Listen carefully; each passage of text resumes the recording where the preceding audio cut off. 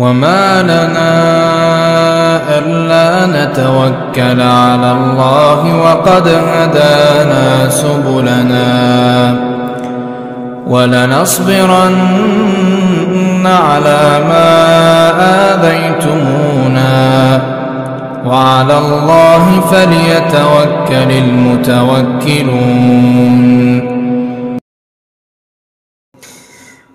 Walaqad kana sya'nul hadithi fima madha 'aziman. Dahulu kata Al-Hafidz Ibnu Shalah, kedudukannya ilmu hadis ini kedudukan yang agung gitu kan. Azimatun jumu'u talabatihi. Yang pertama, agung besarnya kedudukannya ini dilihat dari jumlah mereka yang mempelajarinya. Satu, rafi'atun maqadiru huffadhihi wa hamalatihi. Keagungannya itu bisa dilihat dengan tingginya kedudukan para penghafal hadis tersebut dan para hamalahnya yang membawa hadis tersebut. Jadi jalul hadis yang membawa hadis itu mereka punya kehormatan, dipandang sebagai seorang yang terhormat di tengah-tengah umat pada saat dahulu, kata Al-Hafidz Ibnu Shalah ini. Wa kanat ulumuhu bihayatihim hayyah. Ilmu hadis ini dengan hidupnya para ahli hadis itu masih hidup. Wa afnanu fununihi bi baqaihim ghaddatun. Dan cabang-cabang pembahasan ilmu hadis itu dengan masih adanya keberadaan mereka itu masih akan segar, belum akan istilah kita, kalau istilah kasarnya basi, belum akan basi, belum akan busuk, masih segar terus. Artinya kata beliau, selama masih ada yang mempelajari hadis Nabi, maka ilmu hadis itu akan selalu hidup. Selama masih ada yang mempelajari hadis, maka ilmu hadis itu akan selalu segar, tidak akan pernah membusuk. Wa maghanihi bi ahlihi ahilah. Dan kekayaan yang terkandung di dalam ilmu hadis itu terhadap ahli hadisnya itu akan selalu melekat membersamai mereka, seperti keluarga itu selalu membersamai satu sama lain. Artinya hadis itu nanti tidak lain, dia adalah seperti keluarganya sendiri. Ada kedekatan secara emosional terhadap hadis antara hadis dengan mereka yang mempelajari hadis. Cintanya antum dengan hadis itu nanti bahkan melebihi cintanya antum kepada anggota-anggota keluarga antum gitu loh. Nah, ini bagi mereka yang mempelajari hadis. Falam yazalu finqiradin wa lam yazal findirasin. Namun setelah itu akhirnya ilmu hadis ini berangsur-angsur punah dan berangsur-angsur musnah. Hatta adat bihil halu ila ansara ahluhu innama hum syirzimatun qalilatul adad.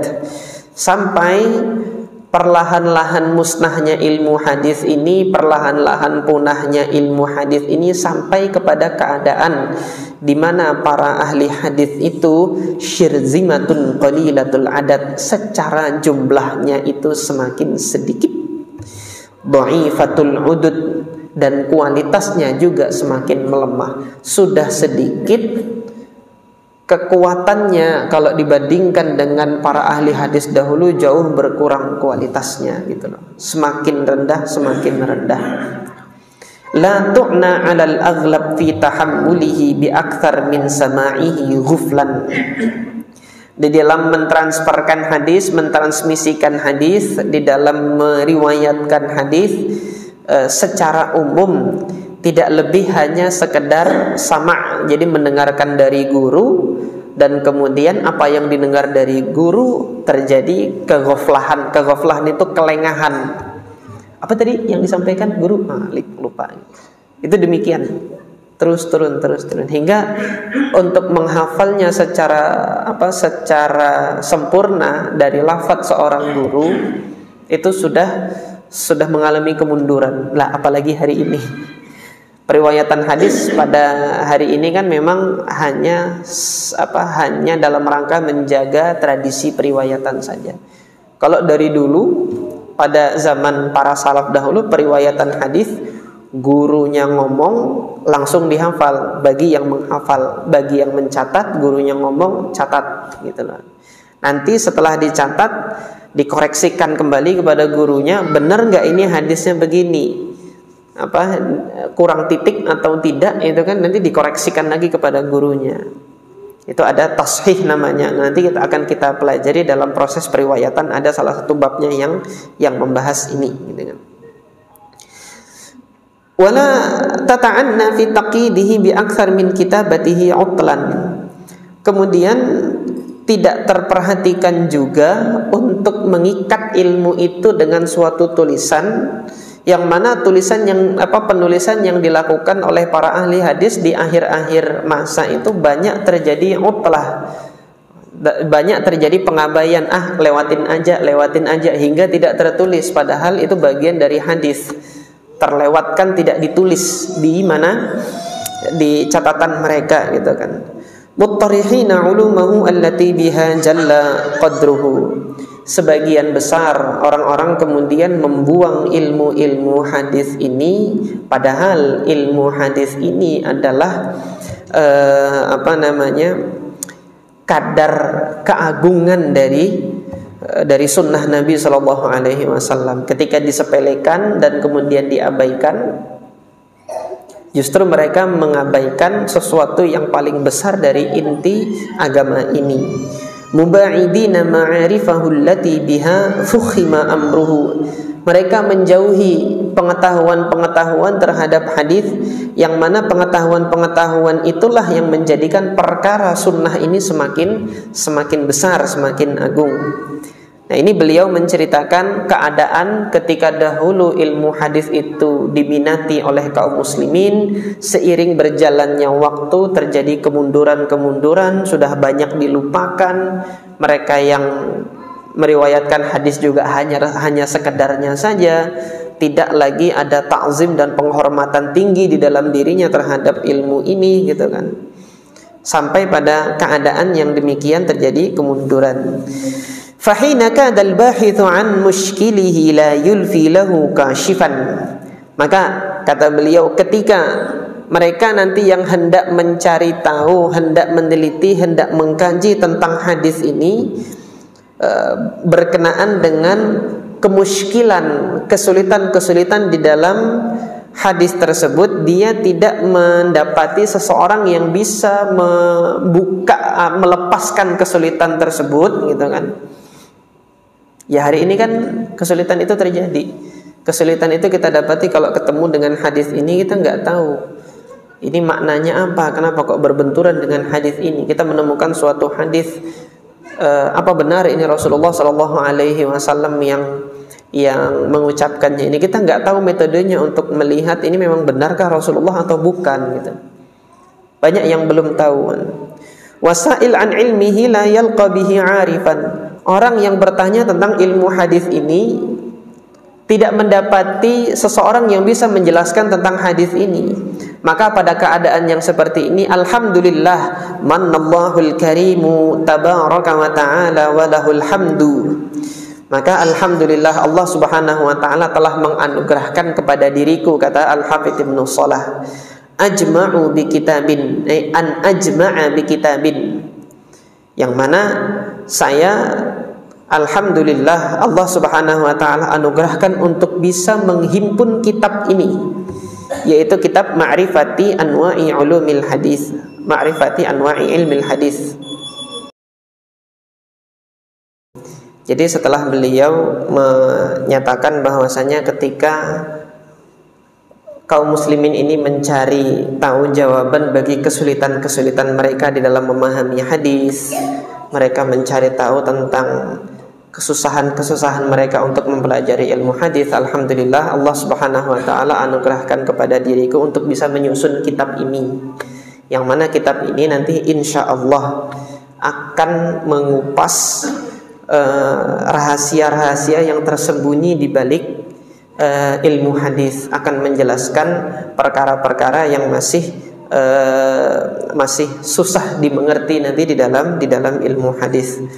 Nanti disampaikan pula kaidah-kaidahnya, kalau nanti mendapatkan hadis begini gitu. Disampaikan kaidahnya dalam hadis ini. Singkatnya kemudian beliau menyebutkan di sini, menginformasikan fahrosah. Fahrosah itu indeks daftar isinya, beliau taruh di muqaddimah ini. Wa hadhihi fahrosatu anwa'ihi. Ini ringkasan dari daftar isi di dalam kitab ini apa saja. Beliau kemudian menyebutkan ulumul hadis itu jumlahnya yang ada di dalam kitab ini ada 65 cabang pembahasan. Yang pertama, al-awwal ma'rifatus sahihi minal hadis. Ma'rifah atau pembahasan tentang apa sih itu hadis sahih. Nah, itu beliau taruh yang pertama. Kemudian yang kedua, ma'rifatul hasan minhu. Pengetahuan tentang hadis hasan. Itu hadis hasan itu yang gimana gitu. Beliau letakkan nanti di pembahasan yang kedua. Yang ketiga tentang ma'rifatul dhaif. Hadis yang dhaif itu gimana saja gitu loh. Ma'rifatul musnad. Hadis-hadis yang dikatakan musnad itu apa sih musnad itu? Nah, pengertian musnad itu apa? Ma'rifatul muttasil. Kemudian hadis-hadis yang sanadnya itu muttasil, itu apa sih yang dimaksudkan? Mankul nggak ada di sini. Ini teman-teman dari teman-teman dari ex Islam Jamaah mungkin tahu istilah mankul, tapi mankul nggak ada di cabang ilmu ini. Marfu, ini hadis yang dianggap sampai kepada Rasulullah SAW. Kemudian mauquf, hadis yang terhenti sampai ke sahabat. Ini gimana hukumnya, nanti kaidah-kaidahnya apa, itu semua dibahas.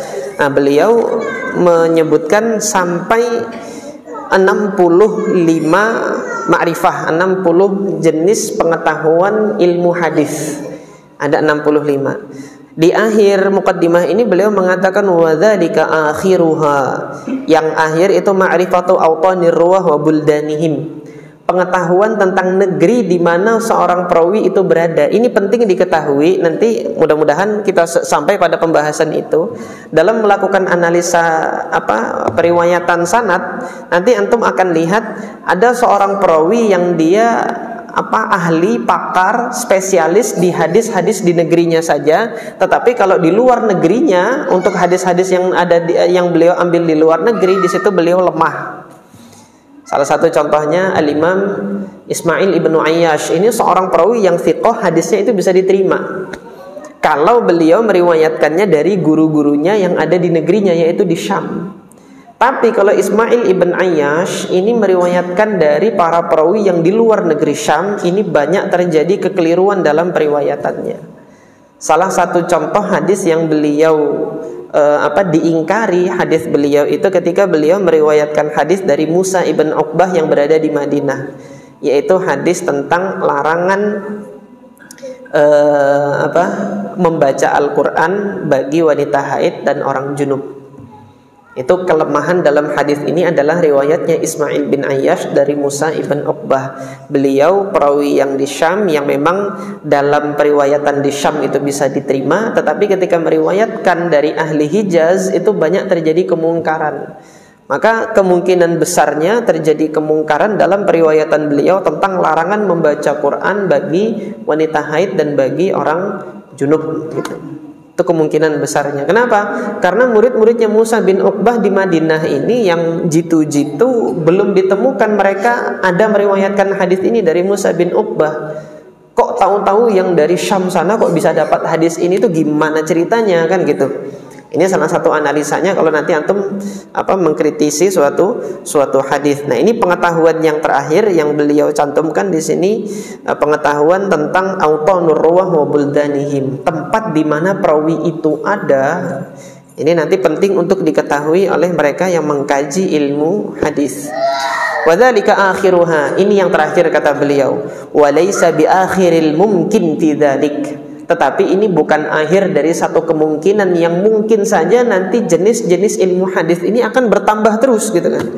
Fa innahu qabilun litanwi'i ila ma la yuhsa. Karena ilmu hadis ini sangat mungkin sekali untuk mendapatkan jenis-jenis pembahasan cabang ilmu yang baru di dalam ilmu hadis ini, dan sampai pada batas yang nggak bisa dihitung. Idh la tuhsa ahwalur ruwatil hadithi wa sifatihim, karena keadaan-keadaan para perawi hadis dan sifat-sifat mereka itu nggak bisa dibatasi juga. Apa yang nanti dianggap penting untuk kajian ilmu hadis itu nanti bisa akan terus bertambah terus.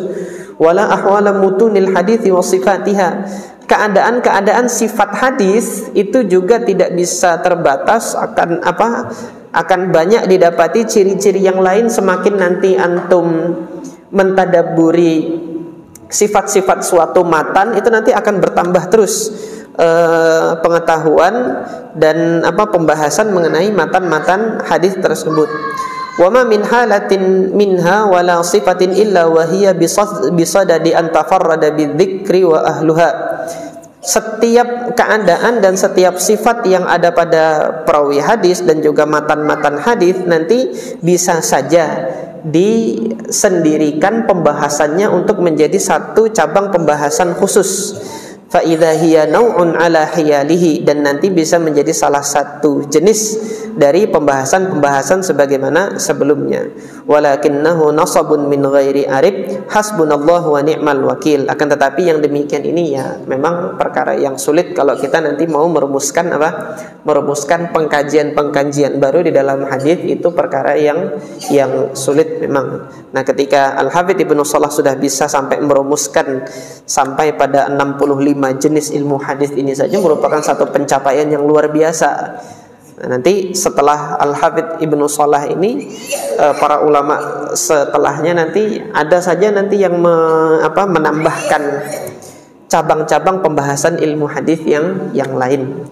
Nah, untuk kesempatan malam hari ini insya Allah kita cukupkan, dan untuk pekan depan saya izin ya, pekan depan itu saya mendapat amanat untuk menyampaikan khutbah di Muara sana. Nah, jadi jalan lewat bersama dengan teman-teman dari Pusdai nanti untuk menyampaikan khutbah Jumat di daerah binaan kami yang ada di Kelurahan Muara Pantuan nanti di Muara sana. Jadi mungkin mudah-mudahan ada asatidzah yang bisa mengisi kekosongan nanti. Silahkan nanti DKM masjid untuk menyampaikan kepada asatidzah yang lain. Mudah-mudahan ada yang sempat untuk bisa mengisi kekosongan jadwal di Jumat malam Sabtu ini. Tapi mulai malam ini saya izin gitu kan bagi antum, dan insya Allah nanti pekan yang akan datang lagi kita lanjutkan pembahasan ulumul hadis ini, karena perjalanan kami ke sana itu biasanya sampai di mana, sampai di dermaga kami itu biasanya maghrib itu baru sampai, karena ini melihat arus Sungai Mahakam ketika kesananya kan ikut aliran sungai, jadi cepat ketika balik ke sininya gitu melawan arus gitu. Tapi saya nggak tahu ini, alhamdulillah teman-teman Pusdai dapat wakaf kapal yang baru, katanya kecepatannya lebih daripada yang sebelumnya gitu. Tapi saya belum bisa berspekulasi tentang waktunya itu kapan tiba, kapan ininya gitu kan. Oleh karena itu saya sampaikan terlebih dahulu, siapa tahu saya nggak sempat untuk mengejar waktu, makanya saya sampaikan terlebih dahulu untuk pekan depan kajian ulumul hadis kita liburkan untuk sementara. Dan kalau nanti ada sebagian asatidzah yang misalnya berkesempatan untuk mengisi kekosongan di di Jumat malam Sabtu ini, silahkan, ini saya serahkan sepenuhnya kepada kebijakan dari DKM Masjid As-Sunnah. Ini saja mungkin yang dapat saya sampaikan. Nggak ada pertanyaannya atau sudah komat ya?